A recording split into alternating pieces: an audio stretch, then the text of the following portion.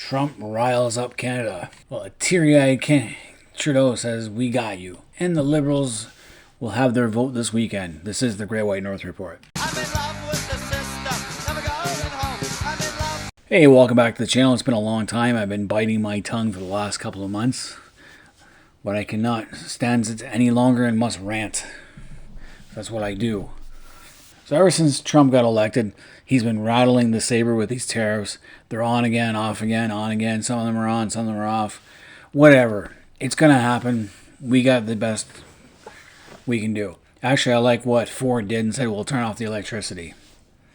I didn't know we supplied electricity to 3 U.S. states, Minnesota, Michigan, and New York. I did not know that. That was new to me. So putting a tariff on that, or maybe even shutting off the switches for a few hours might teach them a lesson.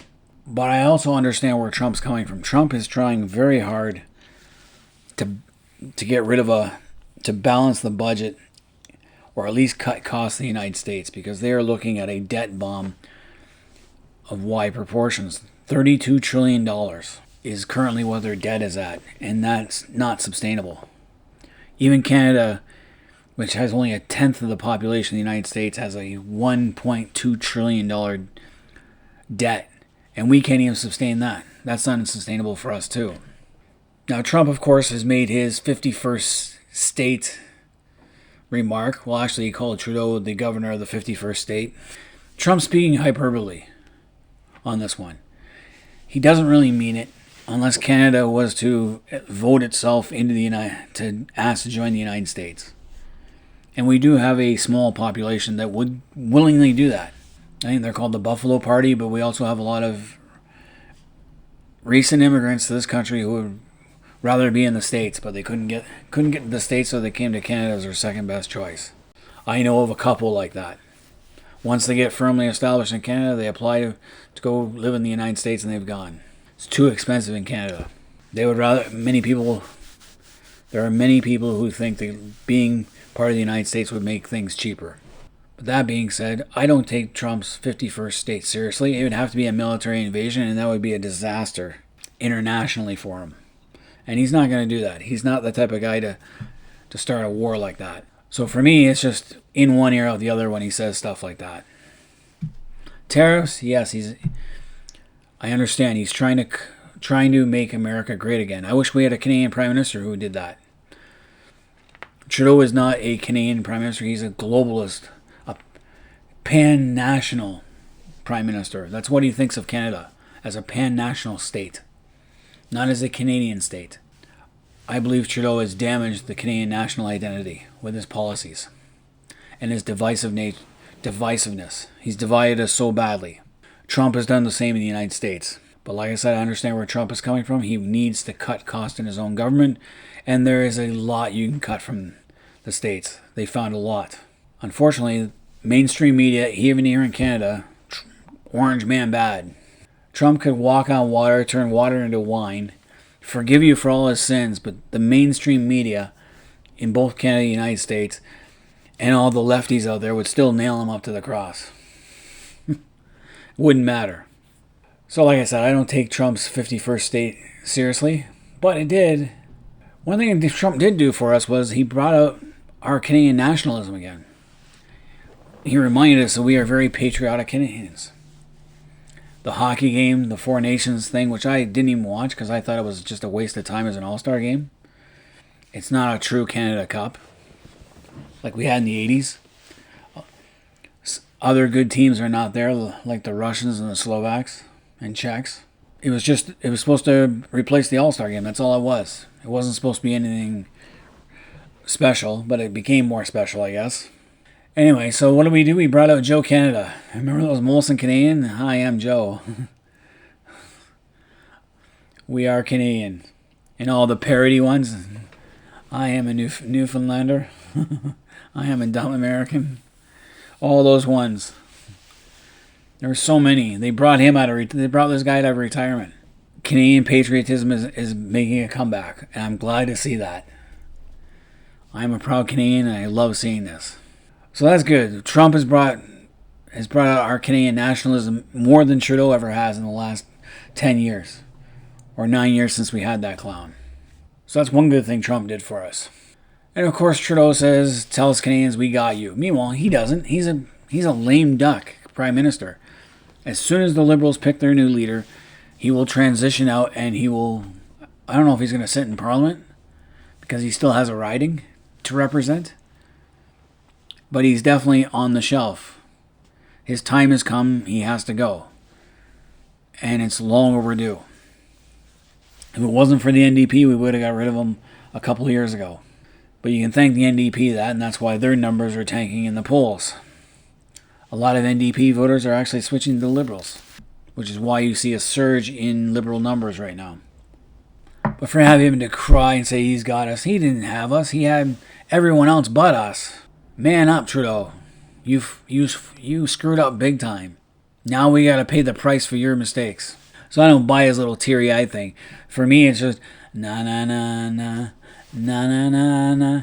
Hey, goodbye. That's what I'm waiting for. We can sing that to Trudeau. He'll get that serenade from me. So of course, like I mentioned, the NDP.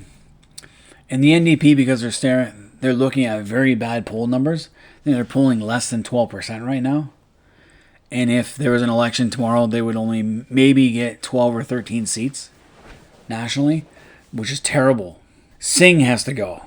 I don't know what the NDP are doing, not pushing him out the door.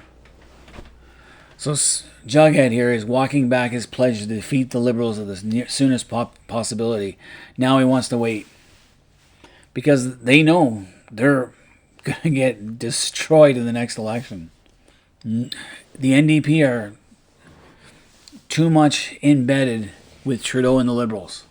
And when you're looking at the cost of housing, the cost of groceries and all that fun stuff, you can just look at the NDP. They helped do it. So Singh is selling out again. He's going to hold us hostage to the Liberal Party.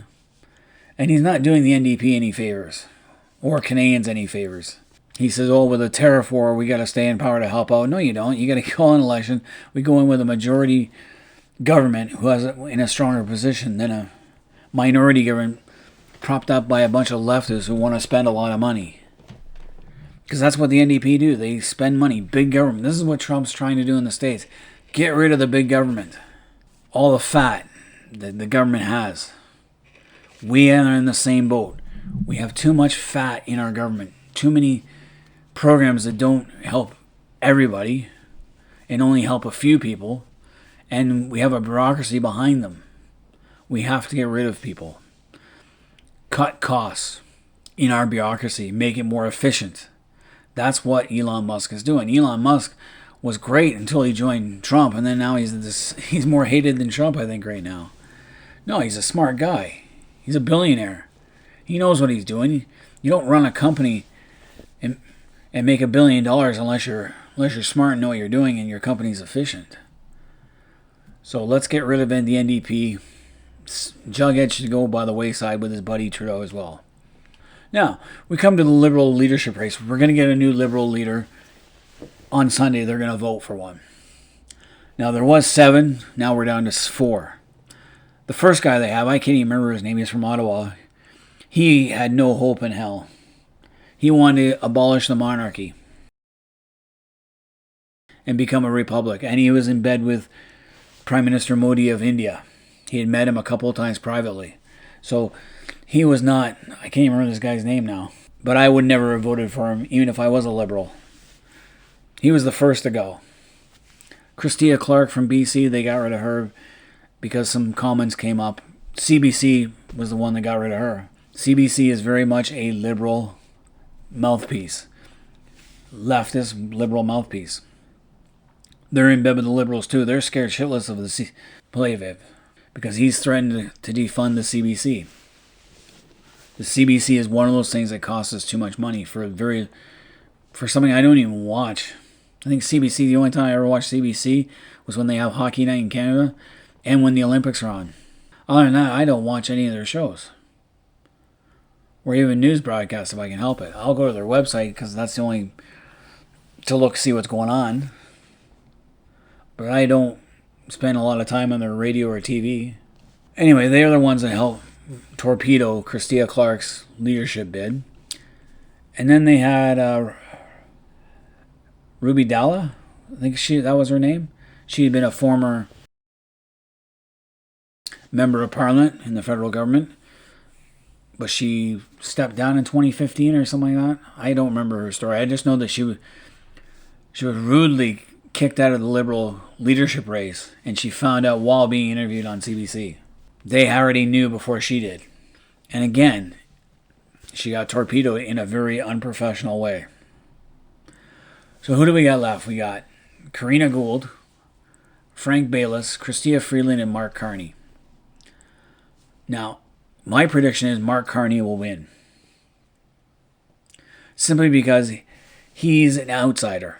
They asked him to run for the Liberal leadership race way back in 2013, or was it 2011? Way back after he had been governor of the Bank of Canada.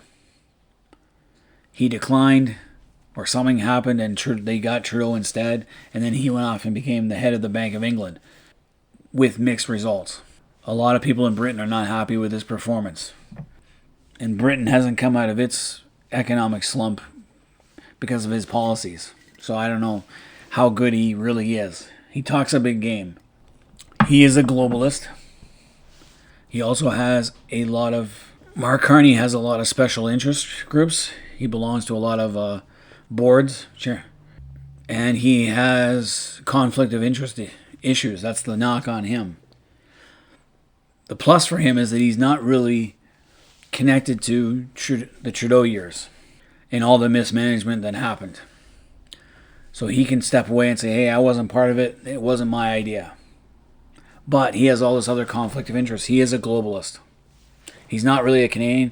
He spent a lot of time out in the UK and has UK citizenship, which he is supposedly in the process of getting rid of. I don't think it's a big deal if he's a UK citizen, because a lot of our first prime ministers were still consider themselves British subjects. He probably has more respect for the monarchy than that one idiot in Ottawa. Okay, if it's not Carney, it's probably going to be, then it'll be Chrystia Freeland. She'd be the second one. It'll be a tight race between those two.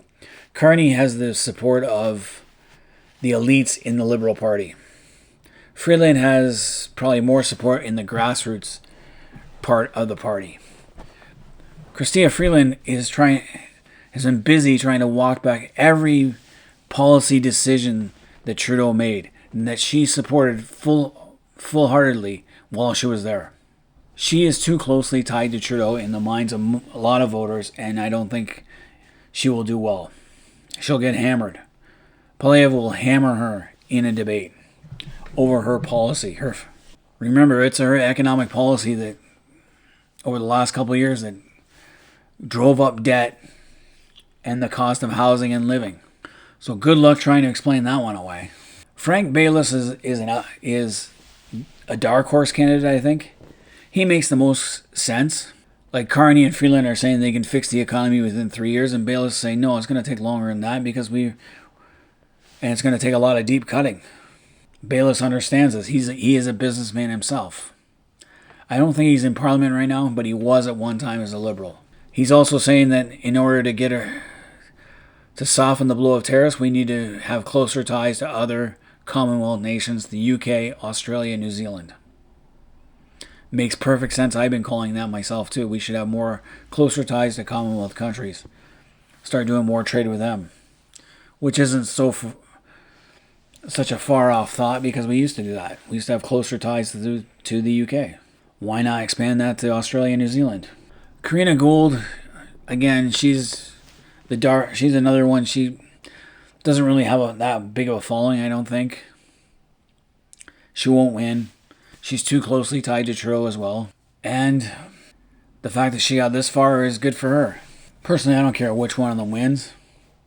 I'm not going to vote for the Liberals. Why would I vote for the party that wrecked Canada over the last 10 years? And I'm definitely not voting NDP because that's even worse. But it'll be interesting to see who will win the leadership race. But my gut says Carney, but it could be Freeland. We'll see. Time will tell. But anyway, all you Canadians out there, let me know what your thoughts are on the Liberal leadership race and on our Trudeau and Trump and all that bullshit. Could Trudeau have done better against Trump had he stayed? And who has done more for Canadian nationalism, Trump or Trudeau? Leave comments in the comment section. Until next time, this has been the Great White North Report. I'm in love